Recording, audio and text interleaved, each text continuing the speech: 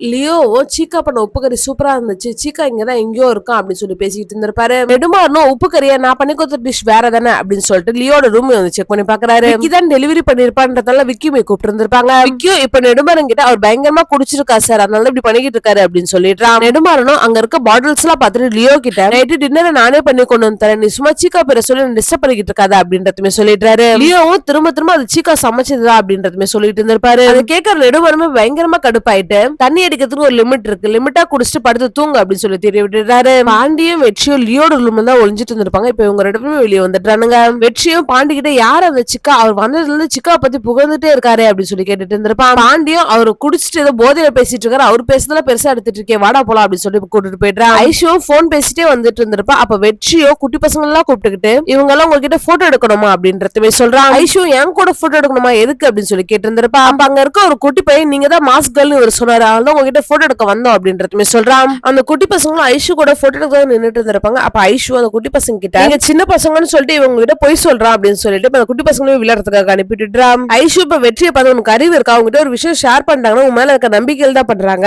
இப்படி அந்த விஷயத்தெல்லாம் வெளியே சொல்லி உன் மேல இருக்க நம்பிக்கை ஒரே செகண்ட்ல உடச்சிட்டி அப்படின்னு சொல்லி திட்டிட்டு இருந்திருப்பா. அப்ப வெற்றி நீங்களும் எவ்வளவு நாள் தாங்க இப்படியே இருப்பீங்க, எல்லாருக்கும் தெரிஞ்சதாங்க அடுத்த கட்டத்துக்கு போக முடியும் அப்படின்றதுமே சொல்றான். ஐஷு எனக்கு தெரியாத எது எப்ப பண்ணணும்னு, இது மட்டும் எங்க அப்பா காதுக்கு போச்சுன்னா இது எவ்வளவு பெரிய பிரச்சனையாகும் உனக்கு தெரியாது, அதுக்கப்புறம் நான் எப்பவுமே பாட முடியாம போயிடும், உன்னெல்லாம் நம்பினது என்னோட தப்புதான் அப்படின்னு சொல்லி ஐஷுமே கோத்தல அங்க வந்து போயிட்டு இருப்பா. வெற்றி இவ்வளவு பெரிய பிரச்சனை இருக்குன்னு எனக்கு தெரியாதுங்க சாரிங்கன்னு சொல்லி கெஞ்சிட்டு இருந்திருப்பா. இப்ப ஐஷுமே அங்க வந்து போயிட்டு இருப்பா. ரியாவும் இன்வெஸ்டர் கூட மீட்டிங்குமே அரேஞ்ச் பண்ணிருப்பா. அந்த மீட்டிங்ல நம்ம ரெசார்ட்ல இருக்க ஃபுட்டோட காஸ்ட கம்மி பண்ண நமக்கு நிறைய ஆர்டர்ஸும் வரும், அதனால நமக்கு தானே ப்ராஃபிட் அதிகமாகும் அப்படின்னு சொல்லி பேசிட்டு இருந்திருப்பா. அதை கேட்க நெடுமானுமே இப்ப கடுப்பாயிட்டு இங்க இருக்க எல்லாருக்கும் எத்தனையோட நான் சொல்லிட்டேன் ஃபுட் காஸ்டிங்க பத்தி பேசாதீங்கன்னு, ரெசார்ட்டோட ஸ்டாண்டர்ட் டிசைட் பண்றது ஃபுட்டோட பிரைசிங் தான், அதுல கை வைக்கிறது எந்த வகையிலும் யூஸ்ஃபுல்லா இருக்காது அப்படி சொல்லிட்டு இப்ப நெடுமாறனும் ரியாக்கு இதுல எக்ஸ்பீரியன்ஸே கிடையாது, அவளால இதெல்லாம் ஃபேஸ் பண்ண முடியுமான்னு தெரியல அப்படி சொல்லிட்டு எனக்கு ஒரு மீட்டிங் இருக்கு அப்படின்னு சொல்லிட்டு நெடுமானுமே அங்க வந்து கிளம்பிட்டாரு. அங்க இருந்தவங்களும் இப்ப கிளம்பிட்டு இருப்பாங்க. அப்ப ரியாவோட அப்பாவை இப்ப ரியா கிட்ட உனக்கு இந்த ரெசார்ட்டை எடுத்து நடத்துறதுக்கான பக்குவம் எல்லாம் வந்துருச்சு, நெடுமாறன் கிட்ட பேசுறதுக்கான பக்குவம் மட்டும் வரல,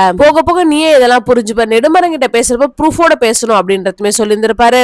வெற்றியும் ஐஷு கிட்ட சாரி சொல்றதுக்காக கிச்சனுக்குமே போயிருந்திருப்பா. ஆனா ஐஷு வெற்றி கிட்ட பேசியிருந்திருக்க மாட்டா, அதனால வெற்றியுமே இப்ப அங்க வந்து கிளம்பிட்டு இருப்பான். விக்கியும் ஒரு மாசமா ரூம் சர்வீஸ்ல பனிஷ்மெண்ட்டுமே முடிச்சுட்டு செஃப் ரெஸ்ட் போட்டு இப்ப கிச்சனுக்கு வந்திருந்திருப்பான். அவன் அங்க பாக்குற கிச்சன்ல இருக்கவங்க எல்லாருக்குமே ரொம்ப சந்தோஷமாயிட்டு இருக்கும். அப்ப நெடுமாறனுமே அங்க வந்திருப்பாரு. இப்ப விக்கி கிட்ட இனியாச்சும் ஒழுங்கா பிஹேவ் பண்ணு, உனக்கு ஏதாச்சும் டவுட் இருந்தா சூ ஷெஃப் கிட்ட கேளு அப்படி சொல்லிட்டு இப்ப அவருமே அங்க வந்து போயிட்டாரு. விக்கியும் இப்ப ஐஷு கிட்ட நான் என்ன வேலை பாக்கணும் அப்படின்னு சொல்லிட்டு இப்ப சிரிச்சுட்டே ஒரு மாதிரி கேட்டு இருந்திருப்பான். வேணியும் விக்கி கிட்ட பேசுறதுக்காக வந்திருப்பா. அப்ப விக்கியும் இப்ப எதுவும் பேச வேணாம் வேணி அப்புறம் பேசலாம் அப்படின்றதுமே சொல்லி இருந்திருப்பான். கேன்டீன்ல விக்கியும் வேணியுமே மீட் பண்ணி இருந்திருப்பாங்க. அப்ப வேணியும் திரும்ப கிச்சனுக்கு வந்தது ரொம்ப சந்தோஷமா இருக்கு விக்கி அப்படின்னு சொல்லி பேசிட்டு இருந்திருப்பான். அப்ப விக்கியும் நான் சொல்றத கவனமா கேளு, சும்மா அழுது சீன் போட்டுட்டு இருக்காத அப்படின்றதுமே சொல்றான். நெடுமாறன் கிட்ட என்ன மாட்டி விட்டு என்ன கிச்சன் விட்டு வெளியே அனுப்புனீங்க, ரூம் சர்வீஸ்ல வேலை பார்க்க வச்சீங்க, என்ன அடிக்கிறதுக்காக கை வாங்கினா, அதுக்கப்புறம் என் சட்டை கிழிச்சு அசிங்கப்படுத்தினீங்க, என் மனசுல ஓடுற ஒரே விஷயம் நீ எனக்கு வேணா வேணி அப்படின்றதுமே சொல்லிடுறான். கேட்கிற வேணியுமே இப்ப பயங்கரமா அழ ஆரம்பிச்சிருப்பா. அதை பாக்குற விக்கியும் இதுக்குதான் நான் ஃபர்ஸ்டே சொன்னேன் அப்படின்னு சொல்லிட்டு கடுப்பாயிடுறான். விக்கியும் வேணியும் பேசிக்கிட்டு இருக்கத அந்த கேண்டீன்ல இருக்கவங்க எல்லாருமே பார்த்துட்டு இருந்திருப்பாங்க. விக்கியும் வேணிக்கிட்டு நான் உன்னை மறந்துட்டேன் நீ எனக்கு வேண்டாம் அப்படின்றதுமே சொல்லிட்டு இருந்திருப்பான். வேணியும் அப்படிலாம் சொல்லாத விக்கி அப்படின்னு சொல்லி கெஞ்சிக்கிட்டு இருந்திருப்பா. விக்கியும் வேணிக்கிட்ட அவ லவ் பண்றப்ப கொடுத்த கிஃப்ட்ஸா திரும்ப கொடுத்துருப்பா. அவனுமே அங்க வந்து போயிடுறான். இவங்க ரெண்டு பேரும் சண்டை போட்டுக்கிட்டு இருக்கப்ப வெற்றியுமே அங்கதான் இருந்திருப்பான். வேணியும் விக்கி சொல்லிட்டு போனதை நினைச்சு பயங்கரமா அழுதுட்டு இருந்திருப்பா. அன்னைக்கு நைட்டு வெற்றியும் பாண்டியும் வெளியே சாப்பிட்டு வந்துட்டு இருந்திருப்பாங்க. அப்ப வேணியும் கையில ஏதோ ஒண்ணு வச்சுட்டு அழுதுட்டே சூப்பர் மார்க்கெட்ல இருந்து வெளியே வந்திருப்பா. பாக்குற வெற்றி ஏதோ தப்பா இருக்கேன்னு சொல்லிட்டு அந்த சூப்பர் மார்க்கெட்லயுமே அவங்க என்ன வாங்கினாங்கன்னு சொல்லிட்டு விசாரிச்சுட்டு இருந்திருப்பாங்க. அப்ப அந்த கடையில இருந்தவரும் எலி மருந்து வாங்கிட்டு போறாங்க அப்படின்றதுமே சொல்லி இருந்திருப்பாரு.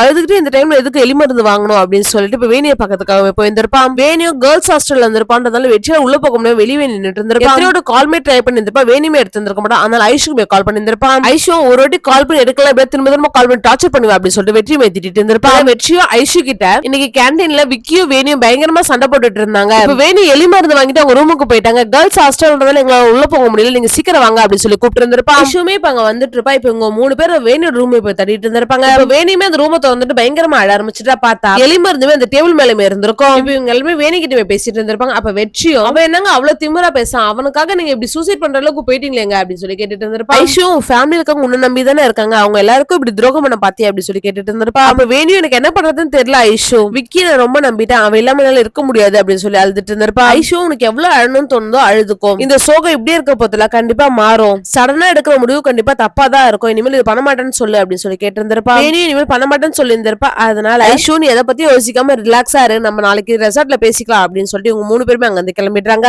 எலக்ட்ரிக் வண்டியை பார்த்ததும் பாண்டி எனக்கு ரவுண்டு தரீங்களா அப்படின்னு சொல்லிட்டு ஏறி உட்காந்து தெரிஞ்சிட்டு அதனால ஐஷோ சரி ஒரு ரவுண்டு போயிட்டு வாங்க அப்படின்னு சொல்லிட்டு வெற்றி கூட நின்னுட்டு இருந்தா. வெற்றியோ இன்னைக்கு போட்டோ எடுக்க குட்டி பசங்களை கூட்டு வந்ததுக்கு சாரி அப்படின்றதுமே சொல்றான். நீங்க அடுத்தடுத்து மேல வரணும்ன்ற ஆர்வத்துல தாங்க அப்படி பண்ணிட்டேன். நீங்க சொன்னதுக்கு அப்புறம் தான் அதுல எவ்வளவு பிரச்சனை இருக்குன்னு எனக்குமே புரிஞ்சுது அப்படின்னு சொல்லி பேசிட்டு இருந்திருப்பா. ஐஷோ இன்னைக்கு உன்னால தான் என்னோட ஃப்ரெண்ட் எனக்கு திரும்ப கிடைச்சிருக்கா, அதனால உன்னை மன்னிச்சிட்டேன் அப்படின்னு சொல்லிட்டு இன்னைக்கு நானும் உங்ககிட்ட ஓவரா பேசிட்டேன், இனிமேல் இப்படி பண்ணாத அப்படின்னு சொல்லிட்டு ஐஷுமே சாரி கேட்டு இருந்திருப்பா. எனக்கு சாரி எல்லாம் வேணாம், எனக்காக ஒரு பாட்டு பாடி காட்டுங்க அப்படின்றதுமே கேட்டு இருந்திருப்பா. பாண்டியும் ஐஷோட வண்டி எடுத்து ரவுண்ட் அடிச்சிட்டு இருந்திருப்பான்றதுனால இப்ப வெற்றியும் ஐஷுமே நடந்து போலான்னு சொல்லிட்டு நடந்து போயிட்டு இருந்திருப்பாங்க.